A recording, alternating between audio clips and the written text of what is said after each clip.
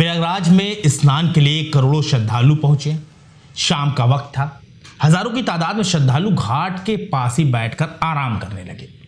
इसी दौरान शाम करीब 7 बजे पूरे मेले में लाउड स्पीकर में एक आवाज गूंजने लगी, जिसमें साफ साफ कहा जा रहा था कि सभी श्रद्धालु धीरे धीरे स्नान करना शुरू कर दें। शुभ मुहूर्त का वक्त हो चुका है और सभी लोग स्नान करते हुए अपने अपने गंतव्य पर वापस लौट जाएं, ताकि बाकी श्रद्धालुओं को स्नान करने का मौका मिले। यह आवाज किसी और की नहीं बल्कि डीआईजी वैभव कृष्ण की थी, जिन्होंने खुले तौर पर श्रद्धालुओं से अपील की थी। लेकिन शायद उनकी अपील पर किसी ने ध्यान नहीं दिया, या फिर थकान के आगे किसी भी श्रद्धालु में यह हिम्मत ही नहीं बची थी कि वो इस अपील को सुनकर एक कदम भी आगे बढ़ा पाता। लेकिन फिर वो हुआ जिसके बारे में किसी ने ख्वाब में भी नहीं सोचा था। जी हाँ, भीड़ का एक ऐसा झोंका आया जिसने सब कुछ तहस नहस कर दिया। और जब भीड़ छटी तो सामने दर्जनों लोग घायल हालत में पड़े हुए थे और कई लोग अपनी जान गंवा बैठे, जिससे सीएम योगी को भी गहरी पीड़ा हुई है। नमस्कार, आदाब, सत श्री अकाल। मैं हूं मोहम्मद आसिफ दुलार और आप देखना शुरू कर चुके हैं हमारी खास पेशकश केस डायरी विद आसिफ दुलार। अगर अब तक आपने हमारे चैनल को सब्सक्राइब नहीं किया है तो आप उसे सब्सक्राइब कर लीजिए। फेसबुक और इंस्टाग्राम पर भी हमारा पेज है, आप उसे भी फॉलो कर सकते हैं। इस तरह सभी सच्ची घटनाएं सबसे पहले आप तक पहुंचेंगी और आप भी खुद को अलर्ट रख सकेंगे।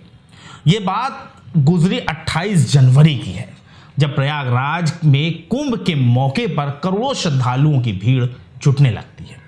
पूरे देश के श्रद्धालु आस्था की डुबकी लगाने के लिए संगम क्षेत्र में पहुंचने लगे।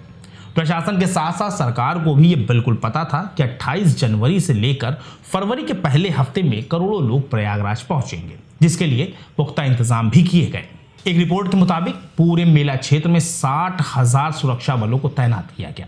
दरअसल 29 जनवरी यानी आज माघ अमावस्या यानी मौनी अमावस्या है, जिसमें करीब 9 करोड़ श्रद्धालुओं के कुंभ पहुंचने का अनुमान लगाया गया। हिंदू धर्म में इसे बहुत खास माना जाता है। ऐसी मान्यताएं हैं कि मौनी अमावस्या के दिन गंगा नदी में स्नान और दान करने से पापों का प्रायश्चित होता है। इसके अलावा इस दिन मौन व्रत रखने से वाक सिद्धि भी प्राप्त होती है। इस दिन गंगा, यमुना और अन्य पवित्र नदियों में स्नान करना बहुत शुभ होता है। खासकर प्रयागराज के संगम में स्नान का बहुत ज्यादा महत्व है। मौनी अमावस्या के दिन महाकुंभ के तीसरे शाही स्नान का भी दिन है। इसी दिन चंद्रमा, सूर्य और बुध मकर राशि में त्रिवेणी संयोग बनाएंगे और ऐसा संयोग पूरे 144 साल बाद बना है। बस इसीलिए सभी श्रद्धालु गंगा के संगम में डुबकी लगाकर तृप्त होना चाहते थे और इसी ख्वाहिश में देश भर के करोड़ों श्रद्धालु प्रयागराज के महाकुंभ में पहुंचे। एक छोटे से शहर में अचानक करोड़ों लोगों की भीड़ बढ़ गई, जिससे कहीं ना कहीं प्रशासन पर भी दबाव बढ़ गया। श्रद्धालुओं की सुरक्षा व्यवस्था को देखते हुए मेला क्षेत्र में किसी भी वाहन के अंदर आने पर रोक लगा दी गई, जिसकी वजह से श्रद्धालुओं को काफी लंबी दूरी का सफर पैदल भी तय करना पड़ा। श्रद्धालुओं में नौजवानों के साथ साथ बुजुर्ग, महिलाएं और पुरुष ही नहीं बल्कि बच्चे भी शामिल हैं। दोस्तों, सभी लोग पूरे जोश के साथ गंगा मैया के जयकारे लगाते हुए मेला क्षेत्र में पहुंचे।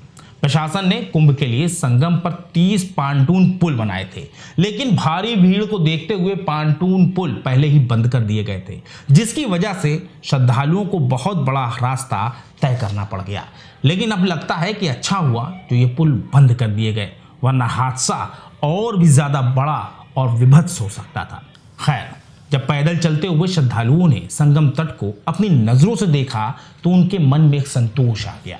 चूंकि स्नान के मुहूर्त में काफी वक्त बचा हुआ था, लिहाजा कुछ लोग संगम तट पर बैठकर आराम करने लगे। एक दूसरे को आराम करता हुआ देख धीरे धीरे हजारों लोगों की भीड़ लग गई और सभी घाट के आसपास बैठ गए, और जिसमें सैकड़ों लोग तो सो भी गए। और यहीं पर श्रद्धालुओं से गलती हो गई, क्योंकि वो लोग जहां पर आराम कर रहे थे वो भी आने जाने का रास्ता ही था। रात करीब 11 बजता है। कमिश्नर विश्वास पंत मेला क्षेत्र के इंतजाम को चेक करने पहुंचते हैं। उन्होंने देखा कि घाट के आसपास तो हजारों लोग सो रहे हैं। उन्होंने सोचा कि अगर इस तरह लोग यहां पर सोते रहे तो यकीनन कोई ना कोई हादसा हो सकता है। लिहाजा उन्होंने तुरंत एक लाउड स्पीकर और माइक मंगाया, जिसमें उन्होंने सभी श्रद्धालुओं से अपील करते हुए कहा कि जो सोवत है वो खोवत है, यहाँ बैठने से कुछ नहीं होगा। अगर आप पहले आ गए हैं तो आपको पहले अमृत मिल जाना चाहिए। इस तरह उन्होंने श्रद्धालुओं से कई बार अपील की, जिसका वीडियो इस वक्त सोशल मीडिया पर जमकर वायरल भी हो रहा है। इसमें कई श्रद्धालु कमिश्नर विश्वास पंत की बात सुनकर उठ खड़े हुए और स्नान करने चले गए। जिन लोगों ने कमिश्नर की बात सुन ली वो और उनका परिवार तो सही सलामत है, लेकिन जिन लोगों ने उनकी बात को अनसुना किया वो अब किसी न किसी तकलीफ में है। धीरे धीरे वक्त गुजर रहा था, रात गहरी होती जा रही थी। एक तरफ श्रद्धालुओं की भीड़ लगातार बढ़ रही थी, तो वहीं घाट के किनारे आराम करने वालों की भी संख्या लगातार बढ़ती जा रही थी। प्रशासन ने पूरे मेला स्थल में अस्थायी स्नान की व्यवस्था की थी, लेकिन श्रद्धालु मुख्य संगम घाट पर जाकर स्नान करने की जिद करने लगे। घाट पर लगातार भीड़ बढ़ती जा रही थी। पुलिस भीड़ को संभालने में जुटी थी और श्रद्धालुओं की भीड़ को देखते हुए उन्हें एक साथ घाट पर जाने से रोकने की कोशिश भी हो रही थी। लगातार एक के पीछे एक भीड़ बढ़ती जा रही थी। भीड़ को कंट्रोल करने के लिए घाट के किनारे तमाम बैरिकेटिंग्स लगाई गई थी। जब पुलिस ने भीड़ को कंट्रोल करना चाहा तो कई लोग बैरिकेटिंग को फांद कर घाट की तरफ दौड़ने लगे। एक दूसरे को देखकर सैकड़ों लोग बैरिकेटिंग फांदने के लिए उस पर चढ़ गए, लेकिन फिर अचानक बैरिकेटिंग टूट गई, जिससे उस पर चढ़े लोग नीचे गिर गए। भीड़ का प्रेशर इतना ज्यादा था कि बैरिकेटिंग के टूटते ही उसके पीछे जो बिल्कुल पीछे लोग खड़े थे वो खुद को संभाल ना सके और वो भी भीड़ के ऊपर गिर गए, जिससे भीड़ उनके ऊपर आ गई। यानी कि ऐसे समझिए कि जब एक के पीछे एक लोग खड़े थे, आगे वाला आदमी गिरा तो उसके जस्ट पीछे वाला थोड़ा सा आगे बढ़ा, और जब थोड़ा स्पेस हो जो भीड़ का धक्का इतनी तेजी से लगा कि जो आगे वाला आदमी था वो वापस बैरिकेटिंग में फंसकर भीड़ के ऊपर ही गिर गया। भीड़ में शामिल पीछे वालों को लगा कि बैरिकेड हटा दी गई है और लोग घाट की तरफ दौड़ पड़े, लेकिन फिर वो हुआ जिसके बारे में किसी ने ख्वाब में भी नहीं सोचा था।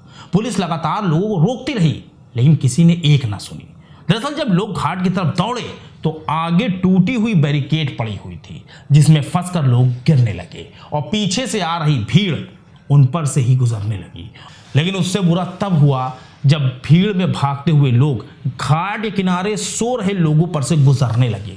क्योंकि उनको कुछ पता ही नहीं था, उनको सिर्फ सामने संगम घाट दिखाई दे रहा था। भीड़ की वजह से ये अंदाज़ा ही नहीं लगा कि घाट पर तमाम लोग सो रहे हैं, आराम कर रहे हैं, जिन्हें पहले डीआईजी ने भी आगाह किया था, साथ ही कमिश्नर ने भी आगाह किया था। इसमें कई लोगों की जान चली गई, लोग लगातार घायल होते चले गए। वहीं इस मामले से सीएम योगी को भी गहरा धक्का लगा है। उन्होंने मृतकों के प्रति संवेदना व्यक्त करते हुए कहा कि श्रद्धालु संयम बनाए रखें और किसी भी अफवाह पर ध्यान न दें। हादसे के बाद संगम तट पर एनएसजी कमांडो ने मोर्चा संभाल लिया है। फिलहाल संगम नोज इलाके में आम लोगों की एंट्री बंद कर दी गई है। भीड़ और ना बढ़े इसलिए श्रद्धालुओं को प्रयागराज से सटे हुए जिलों में रोक दिया गया है। वहां भी प्रशासन को अलर्ट किया गया है। वहीं प्रयागराज के अलग अलग अस्पतालों में घायलों का इलाज चल रहा है, तो वहीं कई परिवार आपस में बिछड़ गए हैं, जिसमें कई लोग वापस मिल चुके हैं, तो वहीं कई लोगों को, कई परिवारों को अपनों के लौटने का इंतजार है। वहीं दूसरी तरफ बिगड़े हुए हालात पर काबू पा लिया गया है और प्रशासन ने सभी श्रद्धालुओं से अपील की है कि वो किसी भी तरह की अफवाह पर ध्यान न दें।